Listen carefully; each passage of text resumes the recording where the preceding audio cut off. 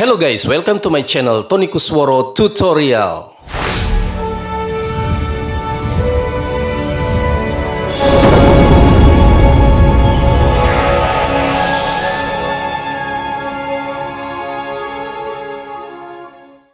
Oke guys, kali ini gue akan share ke kalian bagaimana cara mengelola project dengan baik. Di sini ada video-video banyak ya, ada audio, anggaplah ada logo dan sebagainya. Kita akan mengelola project ini dengan baik agar pada saat kita ngedit itu filenya mudah. Yaitu langsung saja kita ke sini ya, kita klik. Nah, di sini kan udah ketahuan nih ada audio dan video. Kemudian kita ke new bin di sini, kita ketikkan khusus untuk video ya.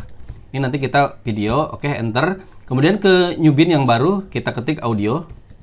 Seperti ini kita enter dan kita masukkan file-filenya sesuai dengan nama-namanya ya.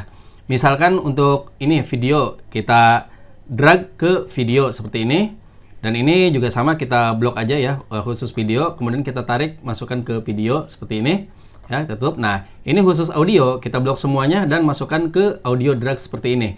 Ya, ini, nah, jadi simple banget guys kayak gini ya. Ini kalau dilihat tuh ada video. Jadi kalau kita pas butuh audio atau apa, jadi nggak acak-acakan. Halo guys, video kali ini gue akan share ke kalian bagaimana cara memberi warna pada setiap project. Oke, di kolom project ini sudah banyak file ya dan audio. Langsung aja kita ke sini ya biar lebih enak. Nah, di sini sudah ada warna hijau, warna biru. Ini warnanya bisa kita ganti guys dengan cara klik kanan pada project, kemudian pilih label, misalkan mango ya. Kita klik mango di sini. Nah, warnanya akan menjadi kuning. Kita tarik ke timeline ya, warnanya menjadi kuning. Oke, sekarang yang kedua, kita akan ganti lagi nih warnanya. Dengan warna apa sumpama? Warna blue. Nah, ini warna blue. Nah, warnanya jadi biru kan? Nah, kita masukkan ke sini warnanya jadi biru. Oke, seperti itu guys, dan seterusnya. Halo guys, video kali ini gue akan share ke kalian yaitu dua jenis scroll pada timeline. Untuk jenis yang pertama, kita play dulu. Kalian perhatikan ya, ini garisnya yang bergerak ya guys ya. Tuh, garisnya yang bergerak dan ininya enggak. Oke, kita tipe yang kedua, kita ke edit ya. Kemudian preference dan pilih untuk timeline.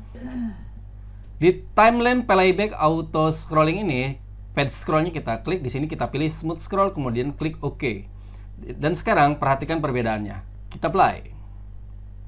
Ya, perhatikan garisnya tetap di situ, tapi videonya yang bergerak. Jadi itu perbedaannya ya guys ya. Silahkan pilih mana yang lebih enak. Oke, sekian dulu. Sampai ketemu lagi di video berikutnya.